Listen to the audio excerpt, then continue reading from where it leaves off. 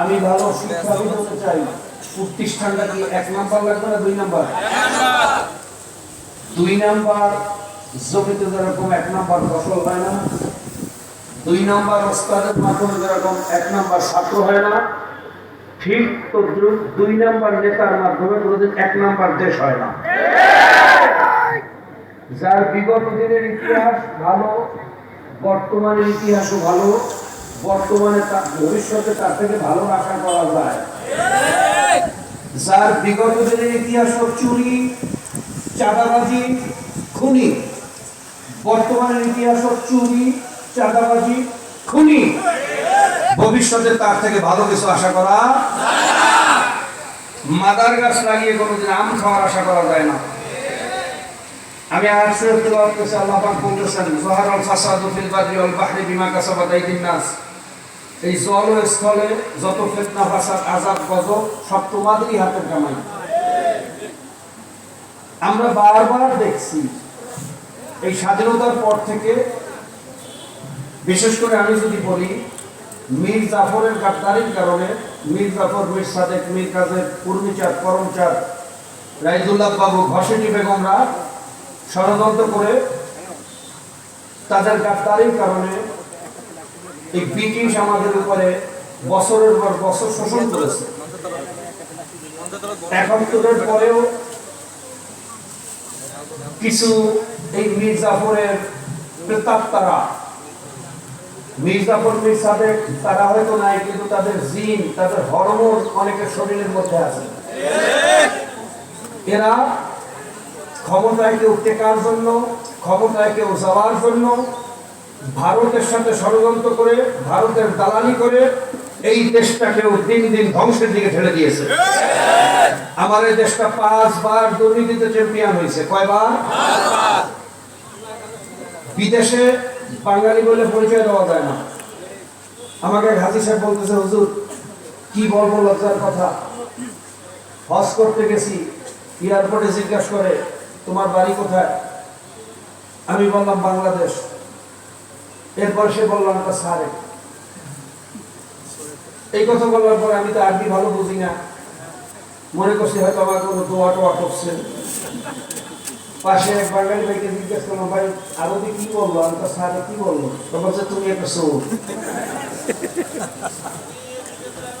তখন বলে, হুজুর এই কথা শোনার পরে আমার মনে চাইছে মাটিটা যদি ফাঁক হয়ে যেত, ভিতরে ঢুকতে পারলে শান্তি পাইত। ভাইয়া ওই লোক হাজী সাহেব, সে কি চোর? সে কি চুরি করছে? কিন্তু তার ঘরের পেছনের লকব কে লাগাইনি? আমি চুরি করি নাই, কিন্তু আমরা বারবার যাদেরকে ক্ষমতায় নিয়েছি তারা চুরি করেছে। কি কথা ঠিক না? তাদের চুরির দায় আমার ঘরে আসছে। আজকে বিদেশে বাঙালি বলে পরিচয় দেওয়া যায় না। বাঙালি পরিচয় পেলে মানুষ সেখান থেকে ভাগে, রাজনীতি কি চুরি করে নিয়ে যাবে। আমরা কি গোটা জাতি চোর? আমরা এখানে যারা আছি সবাই কি চোর? না, আমরা চোর না।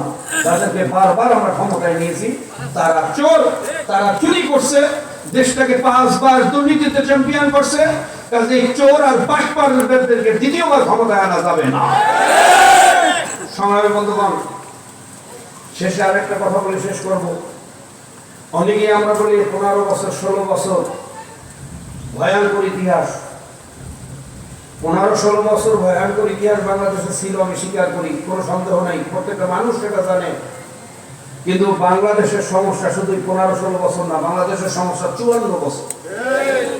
90-এর দশকে বিদেশিরা আসছিল, অপটিক্যাল কেবল সমুদ্রের ভিতর থেকে নিয়ে আসবে, আমাদেরকে 5G 4G নেটওয়ার্ক দান করবে, ফ্রিতে আমাদেরকে কেবল কিনে দিবে। তখন তাদের থেকে ঘুষ খেতে না পারার কারণে কিছু আমলারা বলছিল যে না, এই অপটিক্যাল কেবলের মাধ্যমে আমাদের দেশের ডাটা পাস হয়ে যাবে, ইনফরমেশন পাস হয়ে যাবে। তোমার দেশে কি ইনফরমেশন আছে যে পাস হয়ে যাবে? কি কথা ঠিক না? ঠিকই সেই কেবল পরবর্তীতে নেওয়া হয়েছে, আর ফ্রিতে পাওয়া যায় না, কোটি কোটি টাকার বিনিময়ে নেওয়া হয়েছে।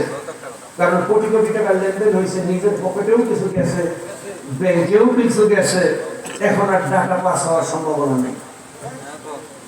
18 সালে আসছিল স্যামসাং কোম্পানি, আসছিল আরামকো আমাদের দেশে, এখানে তেল ফ্যাক্টরি, তেল শোধনাগার বানাবে, কিন্তু তাদের কিন্তু তেল শোধনাগার বানাতে দেওয়া হয়, আমার দেশ উন্নত হয়ে যাবে, আমার দেশে তখন বিভিন্ন মিল ফ্যাক্টরি হবে, আমার দেশের মানুষ তখন সিএনজি বানাবে, মোটরসাইকেল বানাবে, ট্রাক বানাবে।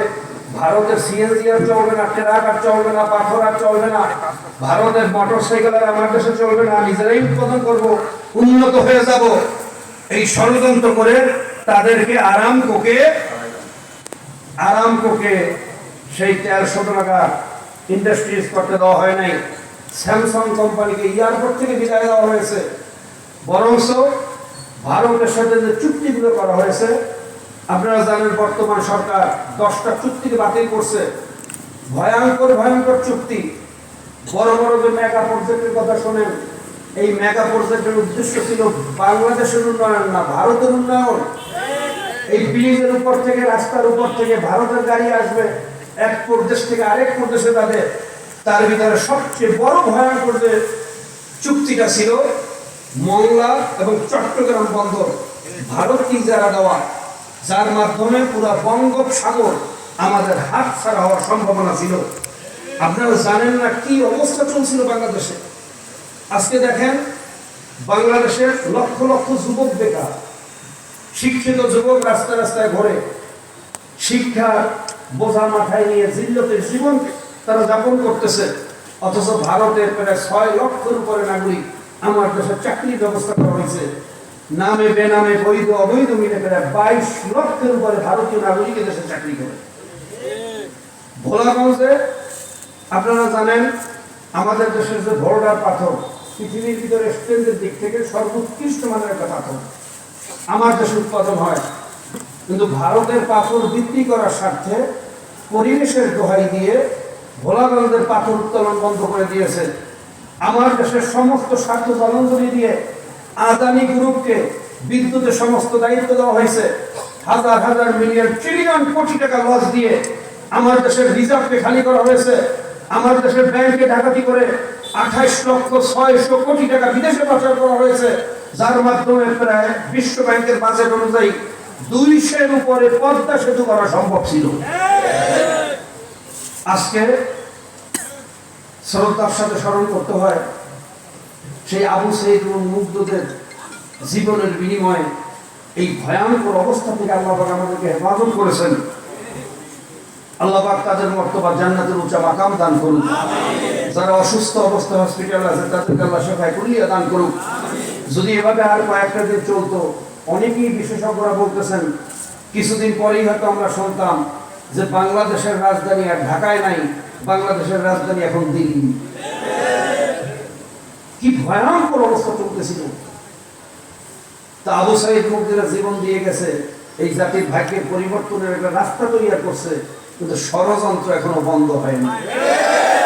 এখনো সেই মীর জাফরের প্রেতাত্মারা চুপচাপ বসে নাই, ভারতের সাথে ষড়যন্ত্র করে এই দেশের ক্ষমতা দখলের জন্য পায়তারা করতেছে।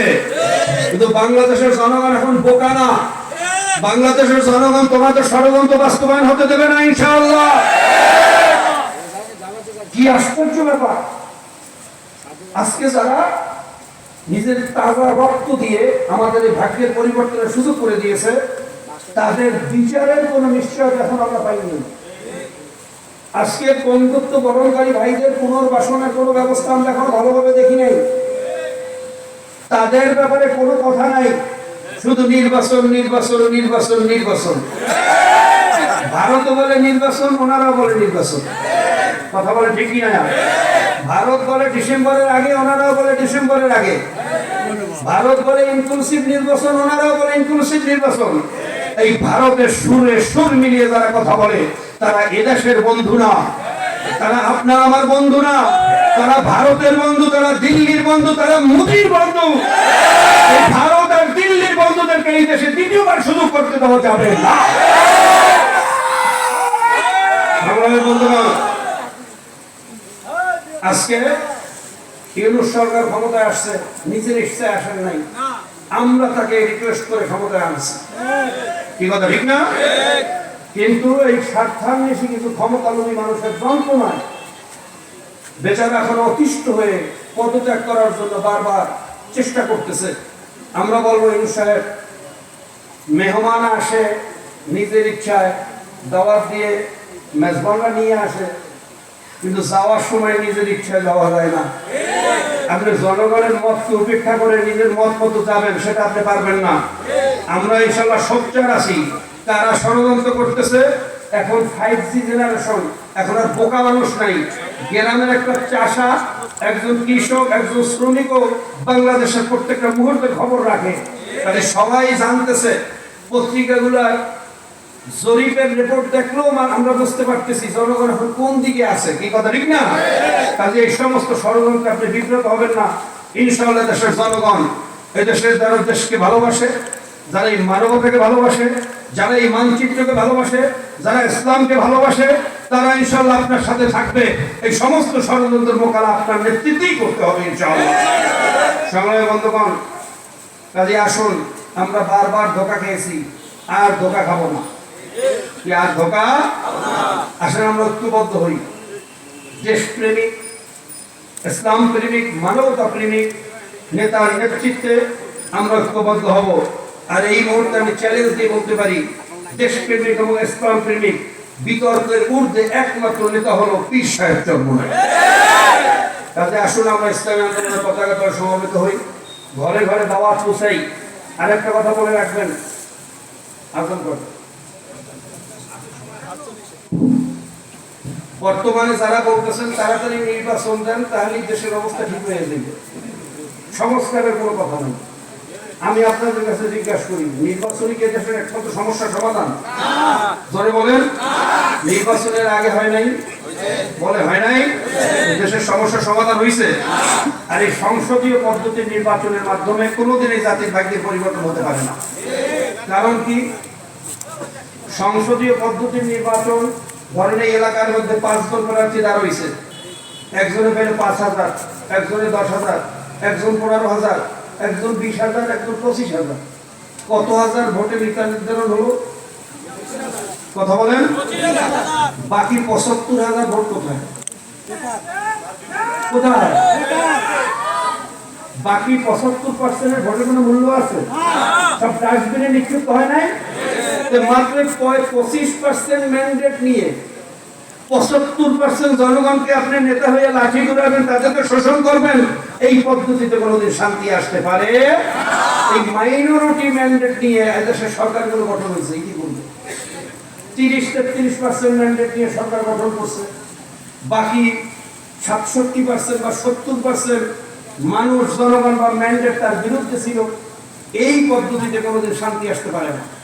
আর সংসদীয় পদ্ধতির নির্বাচনে এলাকার মধ্যে যে নির্বাচনে দাঁড়ায়, হাজার হাজার কোটি কোটি টাকা খরচ করে, টাকা দিয়ে ভোট ক্রয় করে, দেশের সম্পদ চুরি করে যে টাকা বানিয়েছে, সেই টাকা দিয়ে ইলেকশনের সময় কাউকে 500 টাকা, কাউকে 1000 টাকা, যাকে যেই টাকা দিয়ে কিনতে হয় সেই টাকা দিয়ে, কারো টাকা দিয়ে তারা ভোট ক্রয় করে। বিরোধী দলকে দমন করার জন্য তার বিরুদ্ধে মামলা দেয়।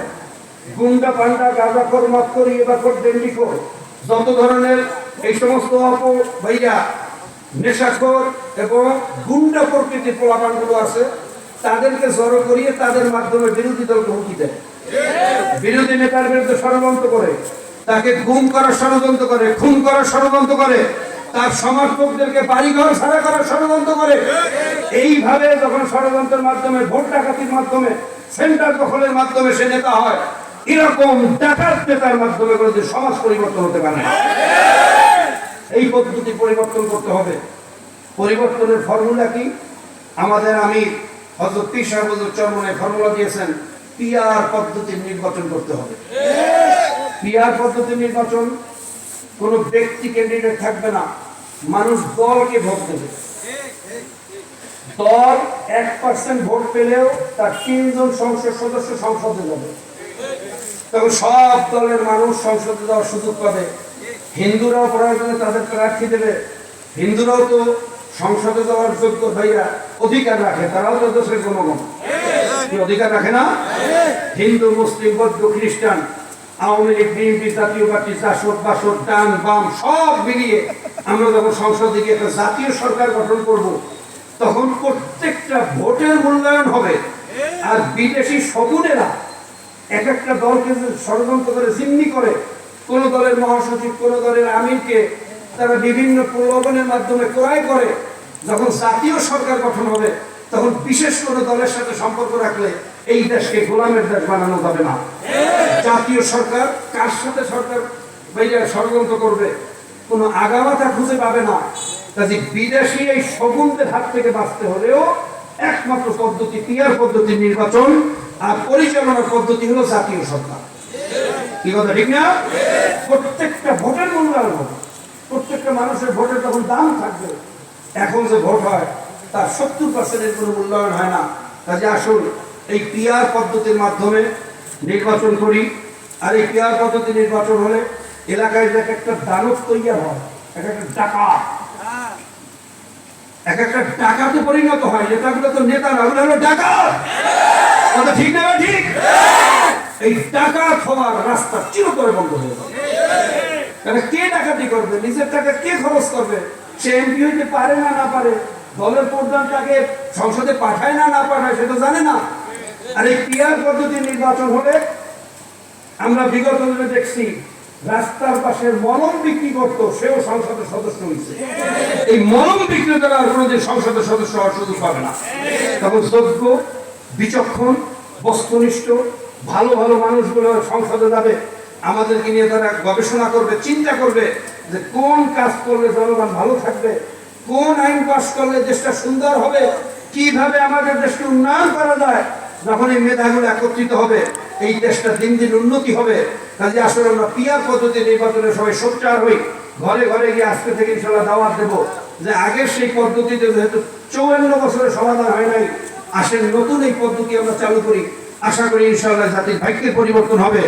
আর শেষ কথা হলো, এর মাধ্যমে পিয়ার পদ্ধতির মাধ্যমে হয়তো দেশের আইনের কোনো উন্নয়ন হবে, অবকাঠামোর উন্নয়ন হবে, কিন্তু পরিপূর্ণ শান্তি এতেও হবে না। পারিবারিক যে শান্তি, আত্মীয়তার যে একটা বন্ধন, এইটা এর মাধ্যমে সৃষ্টি হবে না। এর গ্যারান্টি একমাত্র ইসলাম। এর গ্যারান্টি, শান্তির একমাত্র গ্যারান্টি হলো ইসলাম। কাজে আসুন আমরা আপাতত দেশের সমস্যা সমাধানে পিয়ার পদ্ধতিতে ঐক্যবদ্ধ হই। পরবর্তীতে ইনশাআল্লাহ ইসলামী হুকুমত কায়েমের জন্য ইসলামী আন্দোলন পতাকা তলে সমবেত হই। সকলকে এই উদাত্ত আহ্বান রেখে এই বৈরী আহ্বানকে উপেক্ষা করে আপনারা আজকে সমাবেশে সাফল্যমণ্ডিত করেছেন। যারা এখানে এসেছেন সকলকে আন্তরিক মোবারকবাদ জানিয়ে আমি আমার আলোচনা এখানে শেষ করব। ওয়াখির দাওয়ানা আলহামদুলিল্লাহি রাব্বিল আলামিন। আল্লাহুম্মা আমিন। রব্বানা যালামনা আনফুসানা ওয়া ইল্লাম তাগফির লানা ওয়া তারহামনা লানাকুনান্না মিনাল খাসিরিন। আল্লাহ তুমি আমাদেরকে মাফ করে দাও, আমাদের জীবনের সমস্ত গুনাহ মাফ করে দাও। আল্লাহ আমার দেশের বিরুদ্ধে যারা ষড়যন্ত্র করতেছে ওই ষড়যন্ত্রকারীদের হয়তো হেদায়েত করো না, তো ধ্বংস করে দাও। যারা দেশকে ভালোবাসে না, জনগণকে ভালোবাসে না, শুধু ক্ষমতাকেই ভালোবাসে, আল্লাহ এই ক্ষমতা লোভী বাটপারদের থেকে আমাদেরকে তুমি হেফাজত করো। এই বাটপারদেরকে হয়তো হেদায়েত করো না, তো ধ্বংস করিয়া দাও। আল্লাহ আমাদেরকে দেশের পক্ষে, ইসলাম মানবতার পক্ষে, এই মানচিত্রের পক্ষে একত্রিত হইয়া কাঁধে কাঁধ মিলিয়া দেশ ও মানবতার জন্য কাজ করার তৌফিক দিয়া দাও। সাল্লাল্লাহু তাআলা আলা খায়রি খালকি মুহাম্মদ ওয়া আলিহি ওয়া সাহবিহি আজমাইন। বিশেষ করে আজকে সমাবেশের যারা আয়োজন করেছে, যারা চেষ্টা করেছে, অর্থ দিয়ে, মেধা দিয়ে, শক্তি দিয়ে, বুদ্ধি দিয়ে, যেভাবে সহযোগিতা করছে, আমার আল্লাহ অনেক ভাইয়েরা অনেক দূর দূরান্ত থেকে এসছে, আমার সাংবাদিক ভাইয়েরা অনেক কষ্ট করে এখানে আসছে, প্রশাসনের ভাইয়েরা আমাদেরকে অনেক পাহারা দিতেছে। আল্লাহ সবাইকে তুমি দুনিয়া আখিরাতে কামিয়াব করিয়া দিও। সাল্লাল্লাহু তাআলা আলা খায়রি খালকি মুহাম্মদ ওয়া আলিহি ওয়া সাহবিহি আজমাইন বিরহমাতিকা ইয়া আরহামার রাহিমিন। আসসালামু আলাইকুম ওয়া রাহমাতুল্লাহি ওয়া বারাকাতুহু।